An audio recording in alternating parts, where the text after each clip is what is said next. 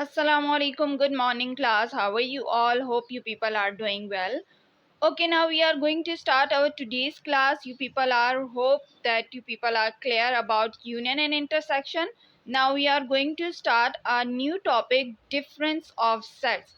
Maths में difference किसको कहते हैं? सब्ट्रैक्शन को कहते हैं. ठीक है, you people know very well. The difference set of any two set A and B is the set of the elements of set A which are not in set B.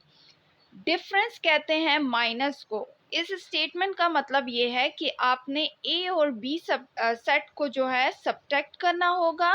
ठीक है, is the set of the element A and B is the set of the elements of set A which are not in set B. मतलब आपने इन दोनों को जब subtract करना होगा ना, तो आंसर में सारे वो नंबर्स आएंगे, ए के सारे वो मेंबर्स आएंगे जो बी का पार्ट नहीं है. ठीक है, give a look on the example. Okay, example number 4, create the difference set A. Difference को हम किस सिंबल से रिप्रेजेंट करते हैं? माइनस से. If A set is equal to 0 1 2 3 and B set is equal to 2 3, तो सोल्यूशन क्या होगा? A difference B, A minus B is equal to, right A set first. जैसे हम यूनियन इंटरसेक्शन में फर्स्ट जो अल्फ़ाबेट मेंशन है पहले वही सेट लिखेंगे, देन डिफरेंस का symbol, then B set and this is the B set, right. अब difference means to subtract them. 0 इस ए सेट में है, बी सेट में नहीं है, तो we can't subtract them. 1 A set में है, बी सेट में नहीं है, we can't subtract them. 2 A set में भी है, 2 बी सेट में भी है. 2 को हम 2 से कट कर सकते हैं, या हम यूँ कह दें कि 2 माइनस 2 विल बिकम 0. समझ आ गई. देन 3 ए सेट में भी है, 3 बी सेट में भी है, तो 3 माइनस 3 विल बिकम 0. और आप डायरेक्टली इसको 3 से 3 को काट दें तो भी सही है. तो आंसर आपके पास सिर्फ ए के वो मेंबर्स आएंगे जो बी में नहीं है. तो ए के मेंबर 0 था, जो बी में नहीं कट हो पा रहा था, उसको हम आंसर में लिख लेंगे. देन 1 है जो बी में नहीं कट हो पा रहा था, उसको हम एज अ आंसर लिख लेंगे. So the difference set is expressed as A minus B. और ए इस सिंबल, ये जो स्लैश की तरह है, इसको भी हम डिफरेंस ही कहते हैं, माइनस ही कहते हैं. ठीक है, इस चैप्टर में हम या ये यूज करें या ये यूज करें, बात एक ही होगी. ठीक है, and is stated as A difference B. ठीक है, उसके बाद now coming towards the universal set. A set containing all the elements under consideration is called a universal set.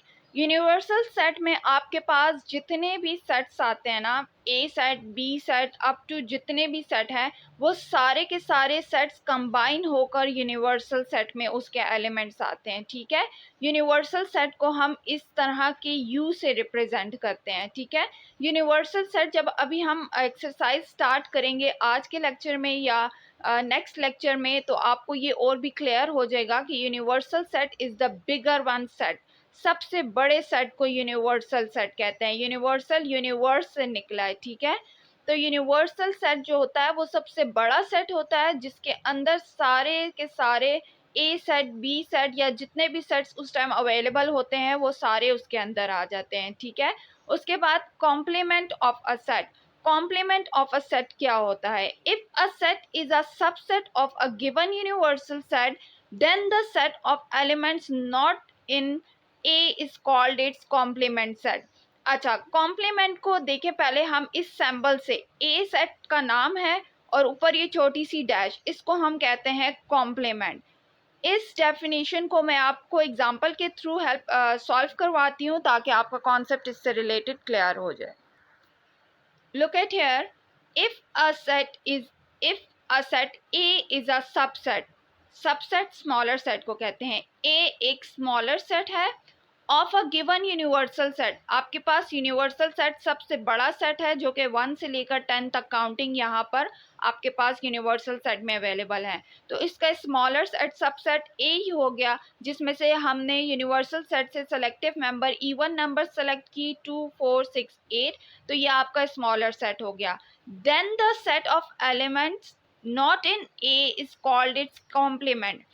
अब अगर एक कॉम्प्लीमेंट हम फाइंड करते हैं तो उसके लिए क्या रूल होता है कि यूनिवर्सल सेट माइनस ए करते हैं, ठीक है। ए कॉम्प्लीमेंट किसके इक्वल होता है, universal minus A complement is equal to U है, पहले यूनिवर्सल सेट लिखें, ठीक है।